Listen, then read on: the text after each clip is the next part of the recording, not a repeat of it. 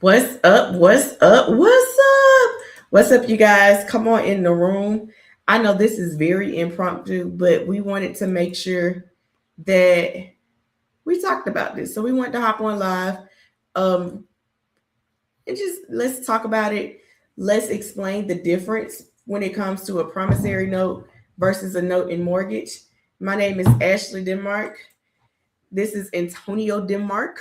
We are the Denmarks. For those of you who may not know us, we are your real estate coaches and trainers. And we wanted to make sure that we talk about some of the things you're experiencing when it comes to getting that deal, getting a lender on that deal, a private lender on that deal, and the challenges that you may run into and how to overcome those obstacles. All right. All right. So she did a lot of talk. All right. If anybody listens to us, they know that there are three T's that we believe in. We believe in time, talent, and treasure. And you don't have to have all three, but if you can partner with someone that has what you're missing, that can get you in the game. When I say time, that means I got time to find properties. I got time to manage contractors, that type of thing. Mm-hmm. Talent mean I got experience doing flips. I got experience listing properties. I have experience maybe rehabbing, renovating. I got an experience marketing. Those are different. I got an experience with doing multiple deals at one time. Like that's a talent. Yeah. So All the right. third one is treasure. I got some money to lend to somebody, or I got some good credit I can get business funding with. So like when we say time, talent, treasure, that's what we believe in. So one of the things I want to talk to is I want to talk about that T part of time, talent, treasure. All right. If you are lending money on a real estate deal, please note that there's a big difference between a promissory note and a note in mortgage. All right. Mm-hmm.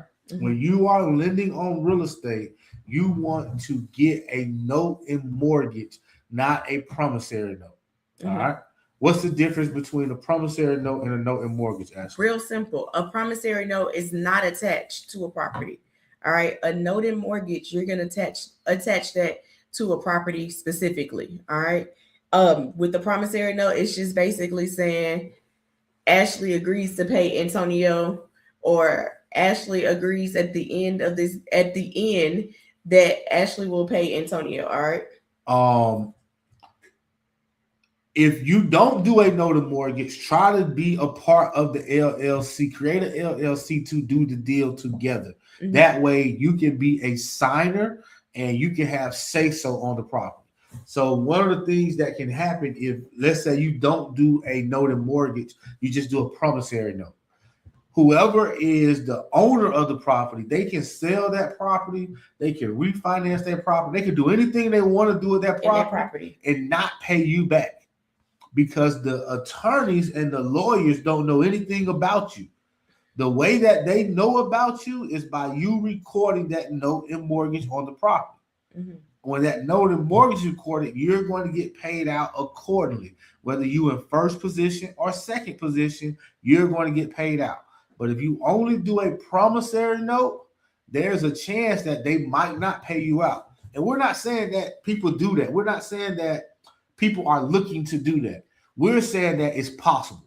Yeah, so when you're doing a note in mortgage and you're recording it, you're basically making sure that everybody knows that 123 Main Street can't get sold, can't get refinanced unless you are you're paid out in first. If it's not, then it can become a payment plan later. They could actually make money on the house, or anything could happen and you not be notified of that property. And I'm gonna just give an example of one situation. Two young ladies did a deal together. One of them lent, just say $20,000. The other one had the experience. She was doing the deals. Well, the contractor had some issues. Things got tight, and the investor who actually owned the property, she refinanced the property. But when she refinanced, it wasn't enough to totally pay off the private investor. But the private investor did not know this until after the refinance. So at that point, she had to almost take what the investor was giving her. Yeah, it wasn't a negotiation. It was okay, here's where we are, this is what happened, and then you roll with it.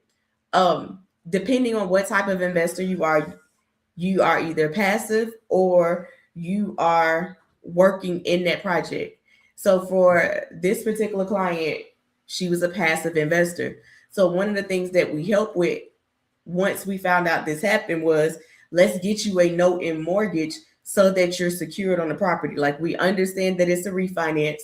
At this point, once that's done, you want to make sure that you have a note and mortgage on it. All right. It's never too late. All right. Make sure you have a note and mortgage on it, and then you can restructure what that deal looks like. If it's a payment plan, if it's a payout by a certain month, but not doing it can cost you. It can cost you in the end. It costs you your total investment, y'all. Do not just lend somebody money. Make sure that you're using attorneys, and make sure you're asking the attorneys the right question, because an attorney, they're not there to give you this type of advice. They're there to execute what you ask them to execute. To do. If they say, hey, give me a promissory note, that's what the attorney's going to write up. They're not going to say, are you sure you don't want to know the mortgage? That's not the attorney's job. No. That is your job as an investor, to know exactly what it is that you need. And then the attorney can write up the agreement according to the state laws to match what it is that you need. Yep. All right. So just wanted to hop on. We've started to see this happen a lot lately.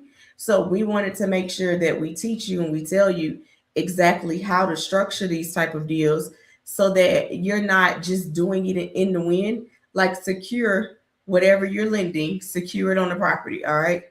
If you are lending to something and it can't be secured by a property, then just know that those are the chances and the risks that you run into. All right. It is absolutely up to you to secure it with the property or to not secure it with the property. All right. Every deal is going to have its challenges. In this situation, we highly recommend that you secure it with the property so that you are one of the first in line, depending on what order you're in, to be paid. And when I say what order, you're in first position, second position, third position, hopefully not fourth or fifth, but that's a possibility too, depending on the deal. But you want to make sure you are in a position to be paid out when it's time for payout. I'm gonna make sure I say this too. It is not uncommon as a private lender to be in second position. Mm-hmm. It's not uncommon. That's normal practice. It's uncommon for a private lender to be in third and fourth, fifth position. At that time, I would kind of be questioning, is there enough equity in this deal to support the money that's being borrowed? Mm-hmm. The other thing I say is, if you are being a private lender and you're just looking to be more passive to protect your investment, get an appraisal on the property. Mm-hmm. Like, see what that property is going to be worth in the future. So, like, one of the things we looked at today, and when the proposal was made, it was, hey, we're going to sell this property for $240,000. But when we actually looked at the comparables in the area, none of the comparables really supported a 240 sale. Not granted, it could have been during the time where at one point when they purchased it, the comps were higher than they are right now. But just looking at it, it was really hard. On this one, I went back and I went 2 years back, so I didn't. So do your numbers, do your due diligence. Yes, don't just investor, even as a passive investor, do your due diligence. Make sure you are running your numbers. Make sure you understand what is going on. And if you don't understand what's going on, ask as many questions. Chat GPT, Google. What are some questions that I should be asking as a private investor if you don't know, so that you're making the best decision, but make sure you're recording it. And don't be afraid to maybe pay for an hour consultation with somebody. Mm-hmm. Maybe you pay out the lawyer an hour consultation, say, hey, this is what I'm doing. How would you protect yourself? Or have you dealt with this before? Have this ever came across? What are the good and the bad behind it? So now you're making an educated decision because you know your pros and you know your cons. Yes. Hopefully your pros outweigh your cons. Doesn't mean that you're if you have cons that mean not to do the deal. No, you that just means every deal should have pros and cons. All right. You just want to make sure your pros outweigh your cons at the end of the day. All right. We are having a meetup, an in-person meetup on Thursday. What date is that, Ashley? It is March 19th. March 19th. Yeah. March 19th, man. Y'all come out. We're talking about commercial investing. We got my guy coming all the way from Arkansas to give us some game here in Birmingham. Make sure you come out, connect. We got the RSVP. We got over 100 RSVPs already. So make sure you RSVP. Y'all, we trying to make sure that we don't necessarily say that word as we don't want to overfill the room. All right. Yeah, it's a free event. Mm-hmm. But at the same time, we want to make sure that the people that RSVP get in. Yeah, and that they're comfortable. So if you need to RSVP, go to meetup.thedenmarks.us. All right, meetup.thedenmarks.us and RSVP. And then Saturday, Paul is doing a 4-hour workshop where he is gonna go even deeper. And the part that I think I'm most excited about is he's gonna do some live calls. And he's going to be talking to sellers, getting commercial deals under contract. All right.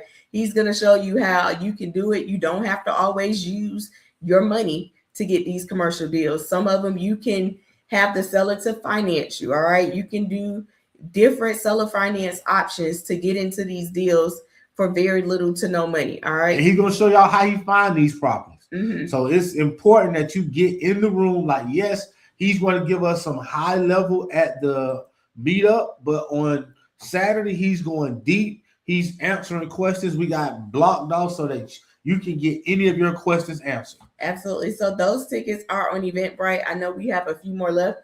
Make sure you get in the room. All right. And go VIP. Go VIP. VIP allows you to get the recording. It allows you to get a workbook. It allows you to have some private time with Paul so that you can ask your questions and us.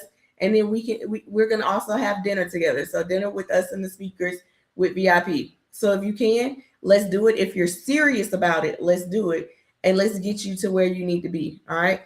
Let's go. Anything else before we roll? No, let's get out of here, man. Y'all have a good day, man. Keep making offers. Don't give up. You one deal away from changing your life. Let's go.